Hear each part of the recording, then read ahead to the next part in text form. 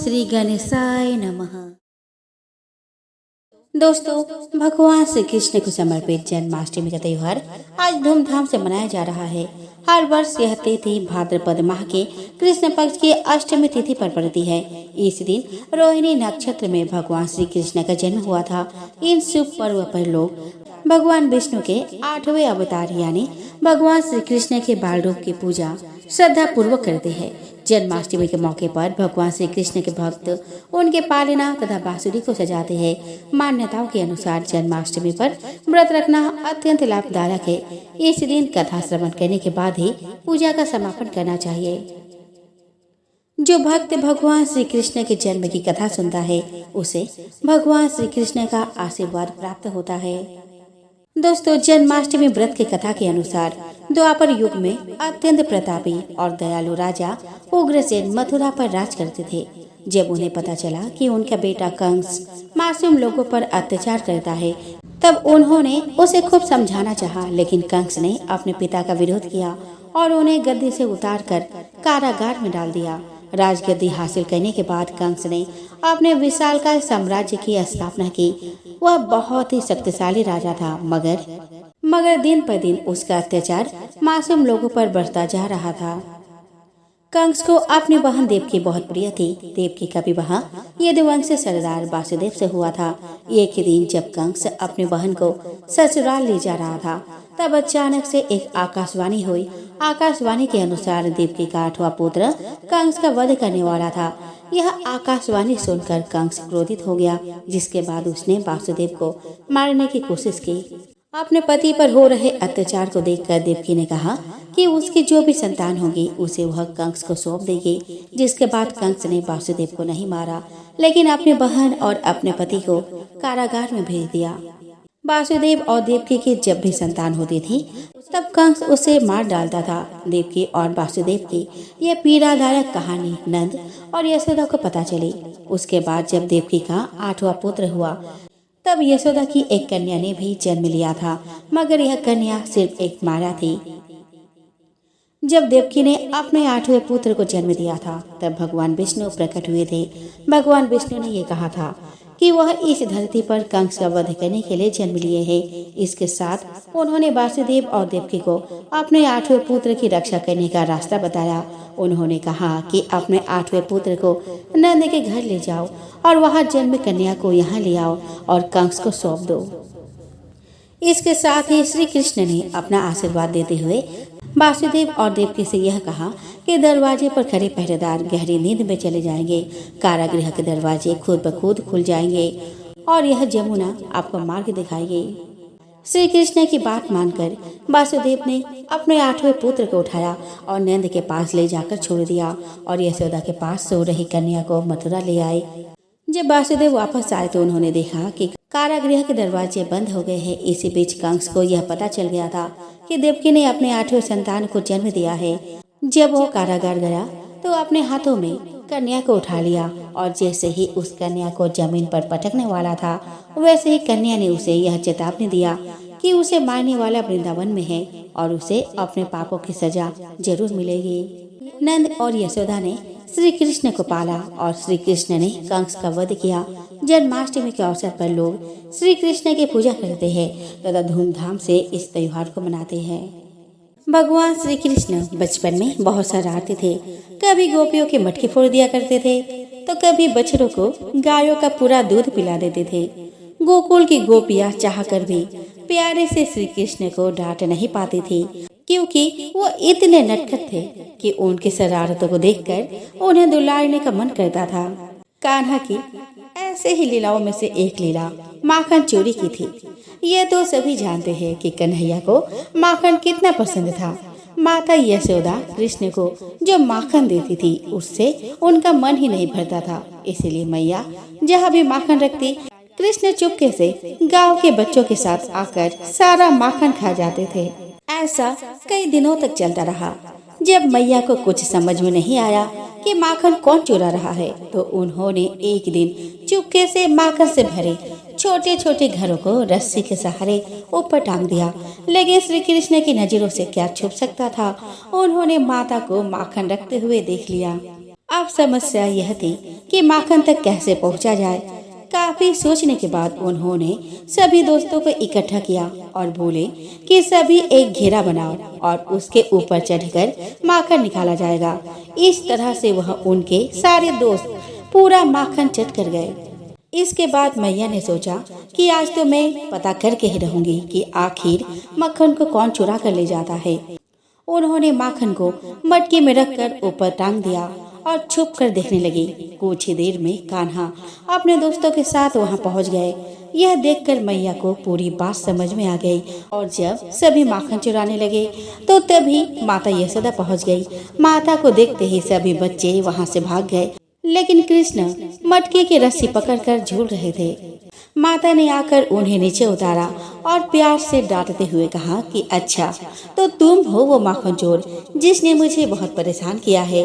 कृष्ण माता को देखकर हंसने लगे और बोले कि मैया, मैं नहीं माखन खायो।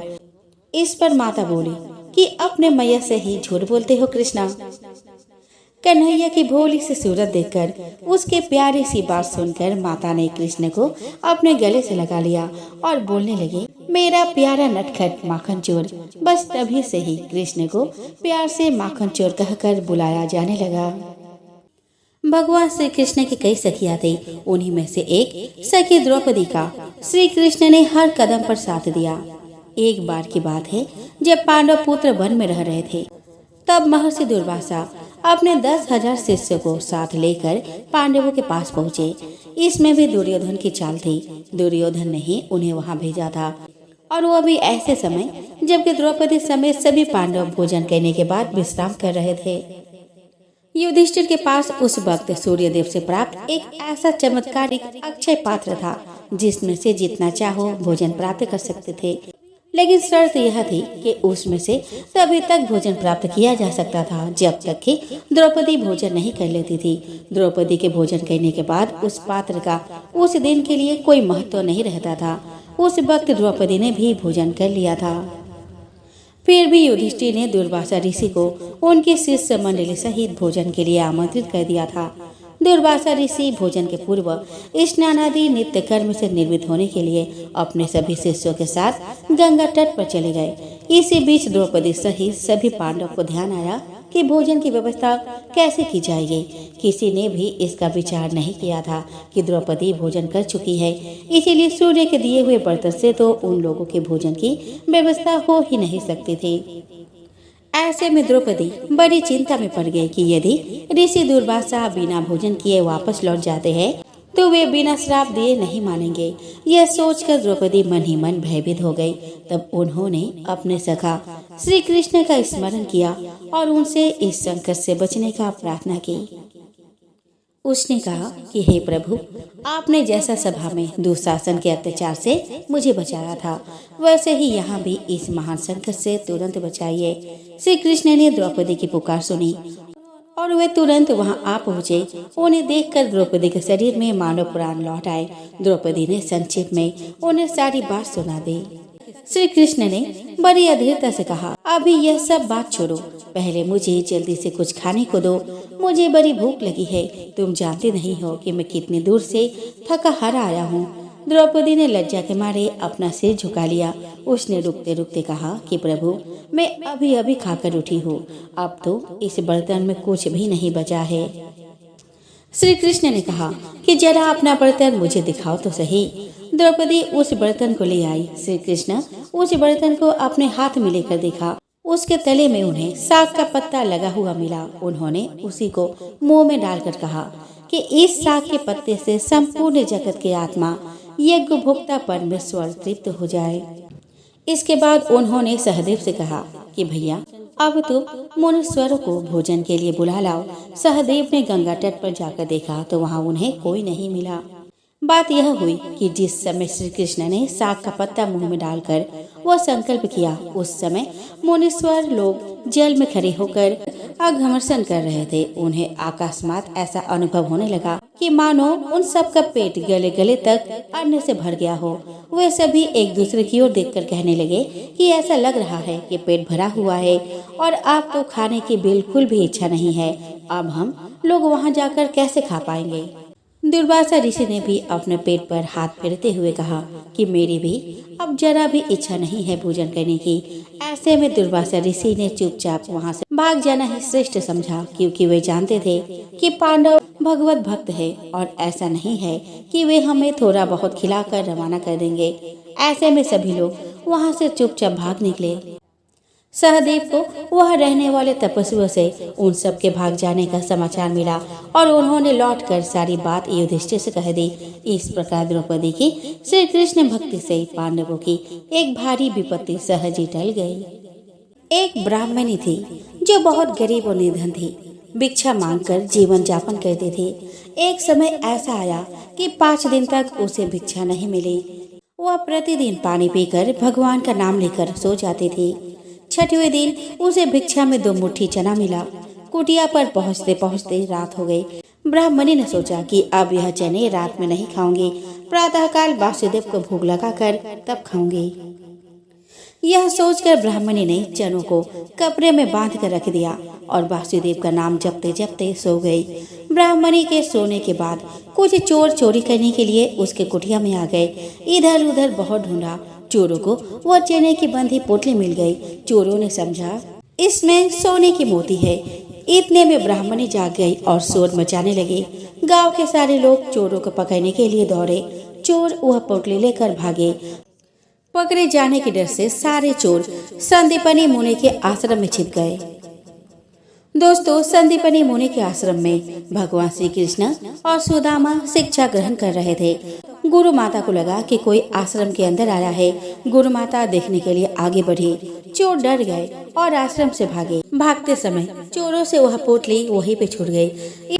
इधर भूख से व्याकुल ब्राह्मणी ने जब जाना कि उसके चने की पोटली चोर उठा ले गए हैं, तो ब्राह्मणी ने श्राप दे दिया, मुझ दीनहीन असहाय के जो भी चने खाएगा वो दरिद्र हो जाएगा। उधर प्रातःकाल गुरु माता आश्रम में झाड़ू लगाने लगी।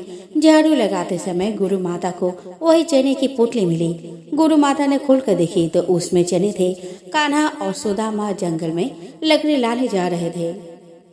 गुरु माता ने वह चने की पोटली सुदामा को दे दी और कहा कि बेटा, जब वन में भूख लगे तो दोनों लोग यह चने खा लेना। सुदामा जी जन्मजात ब्रह्मज्ञानी थे। उन्हें ज्ञात हो गया कि यह श्रापित चने हैं। उन्हें कान्हा को किसी सूरत में नहीं खाने देना है। सुदामा ने सोचा कि अगर चने को श्री कृष्ण को खिला दिए तो सारी सृष्टि दरिद्र हो जाएगी।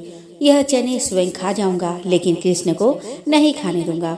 और सुदामा जी ने सारे चने खुद खा लिए। चने खाकर दरिद्रता का श्राप सुदामा जी ने स्वयं ले लिया, लेकिन अपने मित्र श्री कृष्ण को एक भी दाना चना का नहीं दिया। श्राप की वजह से कालांतर में सुदामा गरीब ब्राह्मण रहे। अपने बच्चों का पेट भर सके उतने भी सुदामा के पास पैसे नहीं थे। सुदामा की पत्नी ने कहा कि हम भले ही भूखे रहे, लेकिन बच्चों का पेट तो भरना चाहिए ना।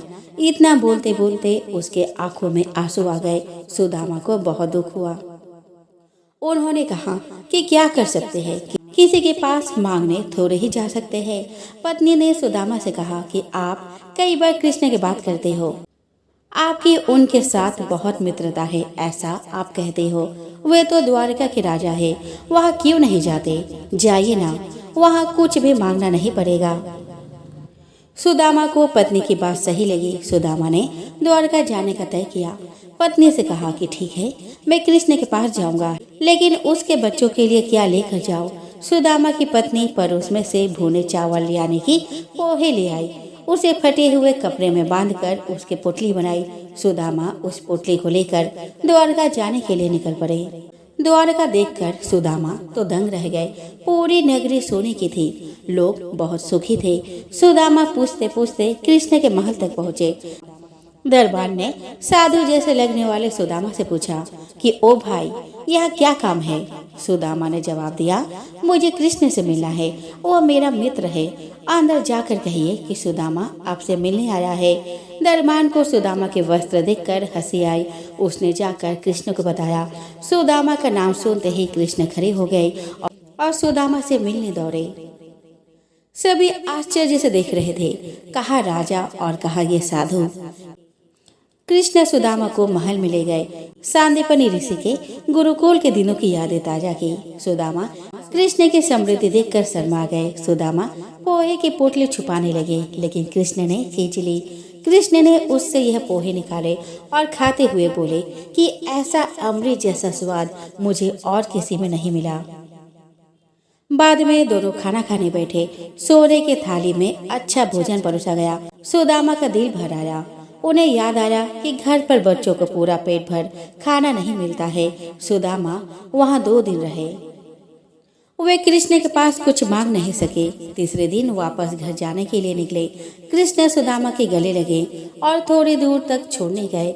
घर जाते हुए सुदामा को विचार आया, घर पर पत्नी पूछेगी कि क्या लाए, तो क्या जवाब दूंगा। सुदामा घर पहुँचे। वह उन्हें अपने झोपड़ी नजर नहीं आई। उतने में ही एक सुंदर घर में से उनकी पत्नी बाहर आई। उसने सुंदर कपड़े पहने थे। पत्नी ने सुदामा से कहा कि देखा, कृष्ण का प्रताप, हमारी गरीबी चली गई। कृष्ण ने हमारे सारे दुख दूर कर दिए। सुदामा को कृष्ण का प्रेम याद आया। उनकी आंखों में खुशी के आंसू आ गए। एक बुढ़िया थी। वह बहुत ही गरीब और दृष्टिहीन थी। उसके एक बेटा और बहू थे। वह बुढ़िया सदैव गणेश जी की पूजा किया करती थी। एक दिन गणेश जी प्रकट होकर उस बुढ़िया से बोले, बुढ़िया माँ, तू जो चाहे सो मांग ले। बुढ़िया बोली, मुझसे तो मांगना नहीं आता, कैसे और क्या मांगू। तब गणेश जी बोले, अपने बहू बेटे से पूछकर मांग ले। तब बुढ़िया ने अपने बेटे से कहा, गणेश जी कहते हैं तो कुछ मांग ले, तो बता मैं क्या मांगू। तब पुत्र ने कहा, माँ तू धन मांग ले। बहू से पूछा तो बहू ने कहा, नाती मांग ले। तब बुढ़िया ने सोचा कि ये तो अपने अपने मतलब की बात कर रहे हैं। अतः उस बुढ़िया ने पड़ोसी से पूछा तो उन्होंने कहा कि बुढ़िया, तू तो थोड़े ही दिन जिएगी, क्यों तू धन मांगे और क्यों नाती मांगे। तू तो अपने आंखों की रोशनी मांग ले, जिससे तेरी जिंदगी आराम से कट जाए। इस पर बुढ़िया बोली कि हे गणेश जी, यदि आप प्रसन्न है तो मुझे 9 करोड़ की माया दे, निरोगी काया दे, अमर सुहाग दे, आंखों की रोशनी दे, नाती दे, पोता दे और सब परिवार को सुख दे और अंत में मोक्ष दे। यह सुनकर तब गणेश जी बोले कि बुढ़िया माँ, तुमने तो हमें ठग लिया। फिर भी जो तूने मांगा है वचन के अनुसार सब तुझे मिलेगा। और यह कहकर गणेश जी अंतर्ध्यान हो गए। उधर बुढ़िया माँ ने जो कुछ मांगा वो सब कुछ मिल गया। तो हे गणेश जी महाराज, जैसे तुमने उस बुढ़िया माँ को सब कुछ दिया वैसे ही सबको देना। तुलसी पूर्व जन्म में एक लड़की थी जिसका नाम वृंदा था। राक्षस कुल में जन्मी यह बच्ची बचपन से ही भगवान विष्णु की भक्त थी। जब वह बड़ी हुई तो उनका विवाह राक्षस कुल में ही दानवराज जलंधर से संपन्न हुआ। राक्षस जलंधर समुद्र से उत्पन्न हुआ था। वृंदा बड़ी ही पतिव्रता स्त्री थी, सदा अपने पति की सेवा किया करती थी। एक बार देवताओं और दानव में युद्ध हुआ। जब जलंधर युद्ध पर जाने लगे तो वृंदा ने कहा, स्वामी आप युद्ध पर जा रहे हैं, आप जब तक युद्ध में रहेंगे मैं पूजा में बैठकर आपकी जीत के लिए अनुष्ठान करूंगी। जब तक आप नहीं लौट आते हैं मैं अपना संकल्प नहीं छोड़ूंगी। जलंधर तो युद्ध में चला गया और वृंदा व्रत का संकल्प लेकर पूजा में बैठ गई। इस व्रत के प्रभाव से देवता भी जलंधर को ना हरा सके। सारे देवता जब हारने लगे तो विष्णु जी के पास पहुँचे और सभी ने भगवान से प्रार्थना की। भगवान बोले कि वृंदा मेरी परम भक्त है, मैं उससे छल नहीं कर सकता। इस पर देवता बोले कि भगवान दूसरा कोई उपाय हो तो बताए, लेकिन हमारी मदद जरूर करे। इस पर भगवान विष्णु ने जलंधर का रूप धरा और वृंदा के महल में पहुंच गए। वृंदा ने जैसे ही अपने पति को देखा तो तुरंत पूजा में से उठ गई और उनका चरणों को छू लिया। इधर वृंदा का संकल्प टूटा, उधर युद्ध में देवताओं ने जलंधर को मार दिया और उसका सिर काटकर अलग कर दिया। जलंधर का कटा हुआ सिर जब महल में आ गिरा तो वृंदा ने आश्चर्य से भगवान की ओर देखा, जिन्होंने जलंधर का रूप धर रखा था। इस पर भगवान विष्णु अपने रूप में आ गए पर कुछ बोल न सके। वृंदा ने कोपित होकर भगवान को श्राप दे दिया कि वे पत्थर के हो जाए। इसके चलते भगवान तुरंत पत्थर के हो गए। सभी देवताओं में हाहाकार मच गया। देवताओं की प्रार्थना के बाद वृंदा ने अपना श्राप वापस ले लिया। इसके बाद वे अपने पति का सिर लेकर सती हो गई। उनकी राख में से एक पौधा निकला। तब भगवान विष्णु जी ने उस पौधे का नाम तुलसी रखा और कहा कि मैं इस पत्थर रूप में ही रहूंगा, जिसे शालिग्राम के नाम से तुलसी जी के साथ ही पूजा जाएगा। इतना ही नहीं, उन्होंने कहा कि किसी भी शुभ कार्य में बिना तुलसी जी के भोग मैं स्वीकार नहीं करूंगा। तभी से ही तुलसी जी की पूजा होने लगी।